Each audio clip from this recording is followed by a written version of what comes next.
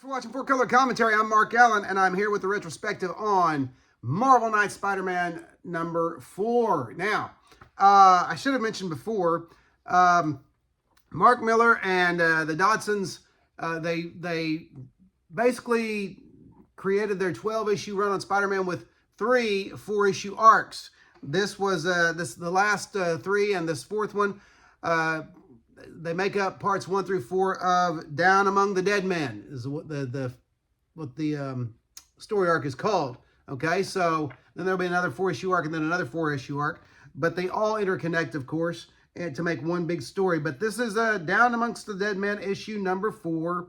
Well, installment number 4, and MK Spider-Man issue number 4. And so it opens, of course, you remember, Peter was quite messed up, quite injured, ended up unmasked in a hospital room, and it opens with him, now, again, spoilers ahead, but it opens with him hallucinating, seeing his Aunt May, who, of course, has been kidnapped, and she's talking to him while he's in the bed, and in the hospital bed, and he's, hallucinating, injured badly, and so, that's, if that weren't bad enough, as May, in his hallucination, comes closer to speak to him, he realizes it's the Vulture in his new, really kind of spiffy costume there. I like the all black with the red collar. That's a lot better. I never understood, even though you didn't question it when you were young, because it's just the way things were, and even as you got older, it was Ditko, so you didn't question the Vulture's green costume. But I've never in my life seen a green Vulture, so this is more to my liking here. I like this. I like a new look on a classic character. So anyway, there's that. And then if that wasn't bad enough, while he's in the process of taking him, and the Vulture doesn't understand who Spider-Man is yet, he he makes off with him, not without Parker getting shot in the process a couple of times, And so it's bad enough. He's beaten, he's bloodied, he's in the hospital recuperating, all swollen and disfigured, and then he's shot, all while being kidnapped by the Vulture and ultimately taken out the window. And so, not a great day for Peter Parker.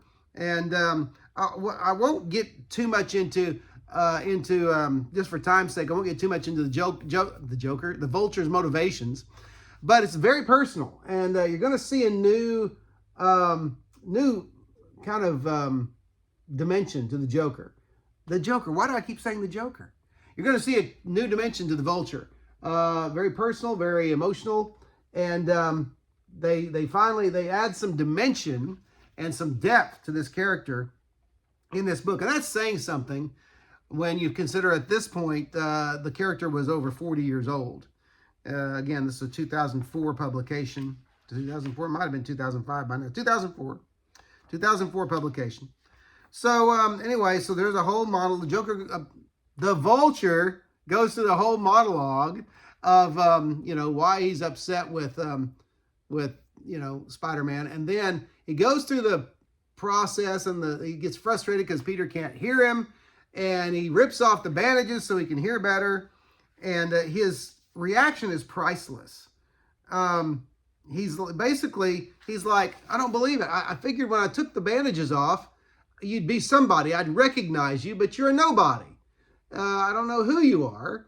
And then he ends up just dropping Peter and basically saying, all these years of being beaten by a nobody, how depressing, And so, I have to give it up to Mark Millar and his writing on this title and what he accomplished, and the extra dimensions of emotion and personality and character that he put in here. But he was, of course, Peter didn't die. He was saved by Felicia Hardy, the Black Cat, as she swings along just in time to catch him. Okay, so we move on to a short confrontation there between the Vulture and the Black Cat, which is, of course, very dramatic, very cool, very well drawn by Terry Dodson. And you always, when you mention Terry Dodson, you have to mention Rachel Dodson's inks. They just make an amazing art team. The more I see of them, of their work, the more I like them. I think I'll probably be searching out their work. But good, a nice panel, nice half-page panel there, highlighting the ferocity of the Black Cat. You know, very formidable, and so, you know, just a great time all the way around. Great fight scene with the Black Cat, and then it ends.